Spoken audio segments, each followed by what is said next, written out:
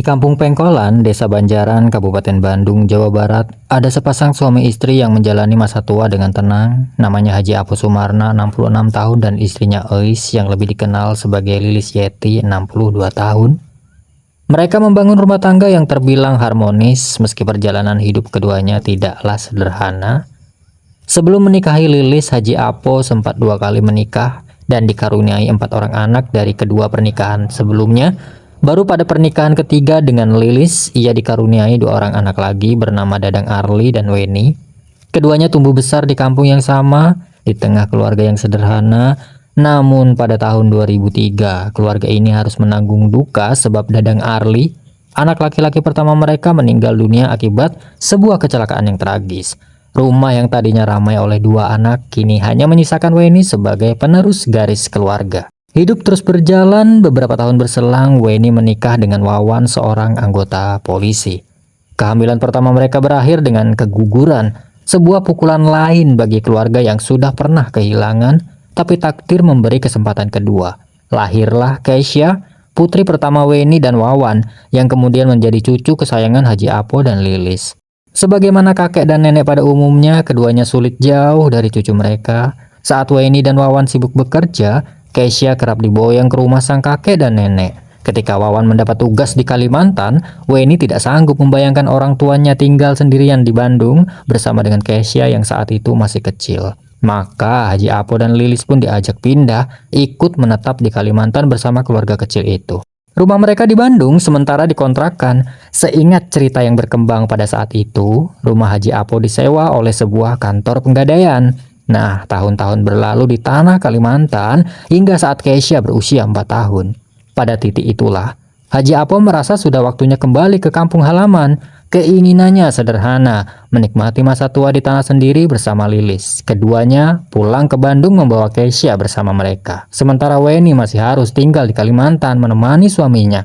Pilihan berat sebenarnya yang diambil dengan hati yang tidak sepenuhnya rela. Begitu kembali, rumah lama mereka sudah kosong. Kontrakan dari kantor penggadaian telah berakhir dan kantor itu sendiri sudah berpindah tempat. Rumah yang sempat lama tak berpenghuni tampaknya berantakan sekali dan butuh renovasi di beberapa bagian. Sembari berjalan, rumah itu tetap harus ditempati. Haji Apo dan Lilis punya kebiasaan yang menenangkan hati, yakni berziarah ke makam-makam di seputaran Jawa Barat. Dalam salah satu perjalanan ke wilayah Cibiuk, Limbangan, Kabupaten Garut, mereka bertemu dengan seorang peziarah lain secara tidak sengaja. Namanya Asep Dudung Budiman, usianya 31 tahun, berdomisili di Kabupaten Sumedang.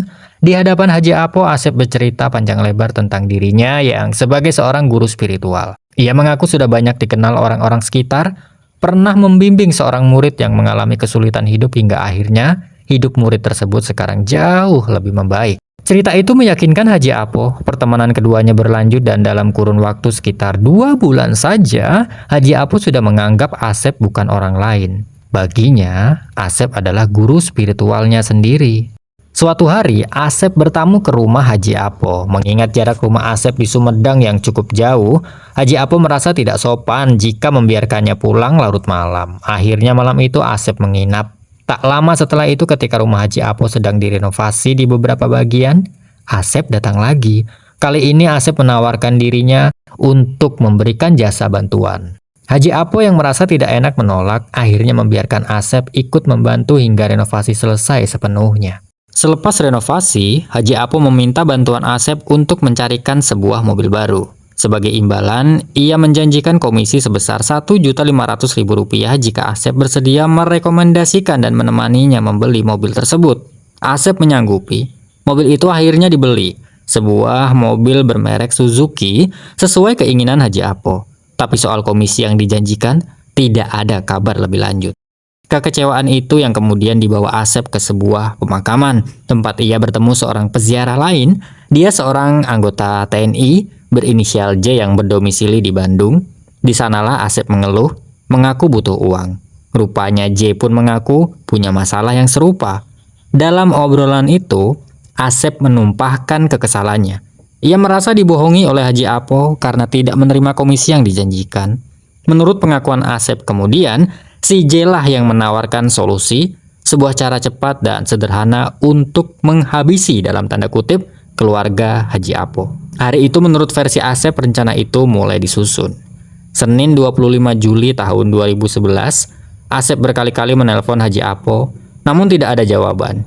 Pukul 21.00 ia tiba di rumah Haji Apo dan mengetuk pintu rumahnya. Tak lama kemudian Haji Apo membukakan pintu dan menyambutnya seperti tamu biasa. Mereka duduk di ruang tamu, mengobrol basa-basi. Lilis sempat keluar mengantarkan kopi dan air putih untuk suaminya dan tamunya. Bahkan ikut nimbrung sebentar sebelum akhirnya kembali ke kamar untuk menemani Kesha yang sudah tertidur sejak tadi. Obrolan di ruang tamu makin sepi. Haji Apo akhirnya tertidur di sofa. Begitu pula dengan Asep.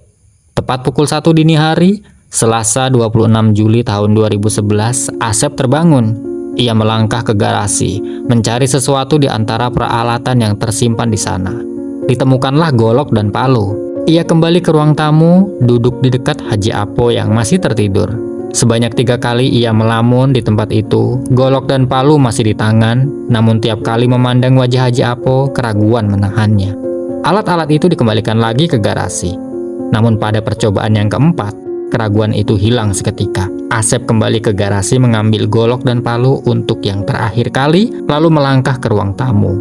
Yang terjadi setelah itu adalah rangkaian kekerasan yang merenggut 3 nyawa dalam satu malam. Haji Apo, kemudian Lilis di kamarnya, dan terakhir Kesha yang sempat terbangun dan menangis dalam kamar yang gelap karena lampu telah dimatikan.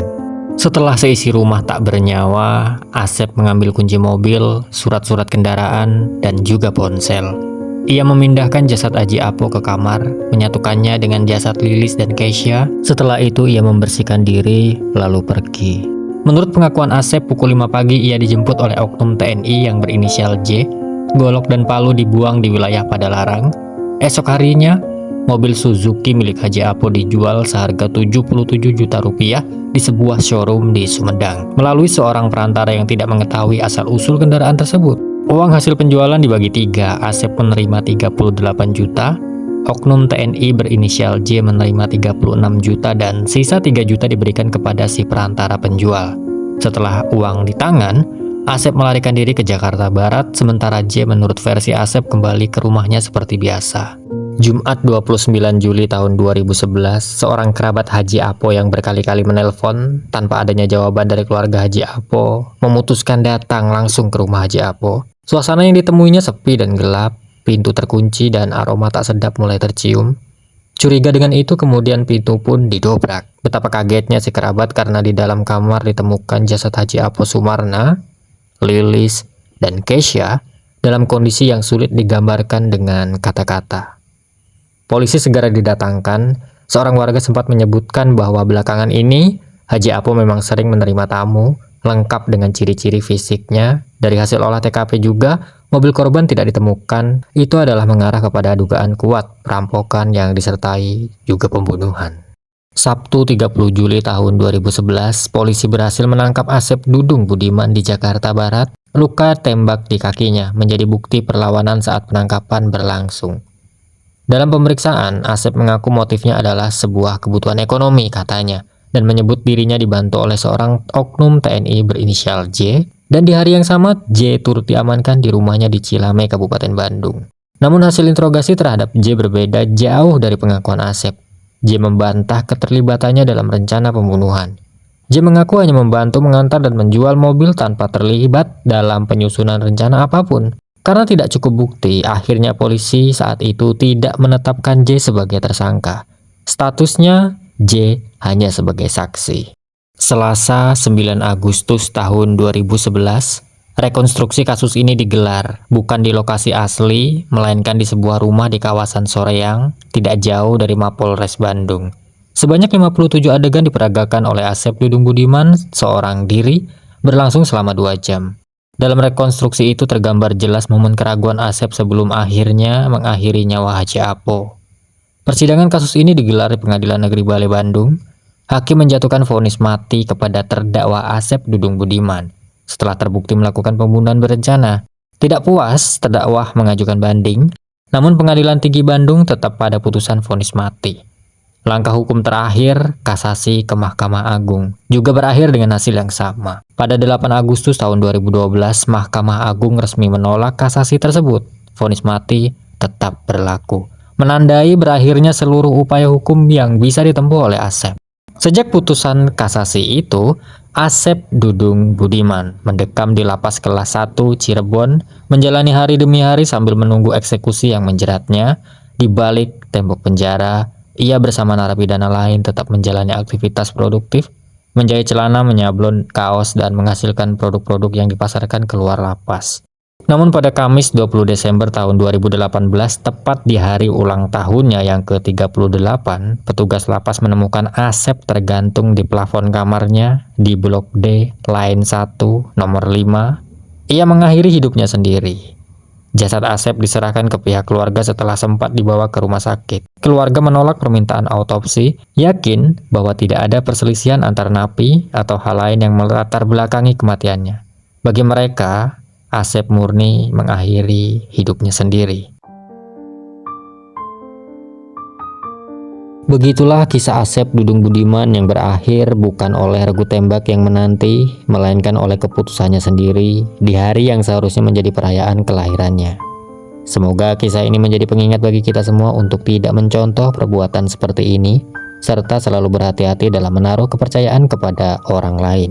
Akhir kata, saya Mas Kepo mengakhiri kisah ini, dan sampai jumpa di kisah-kisah berikutnya. Wassalamualaikum warahmatullahi wabarakatuh.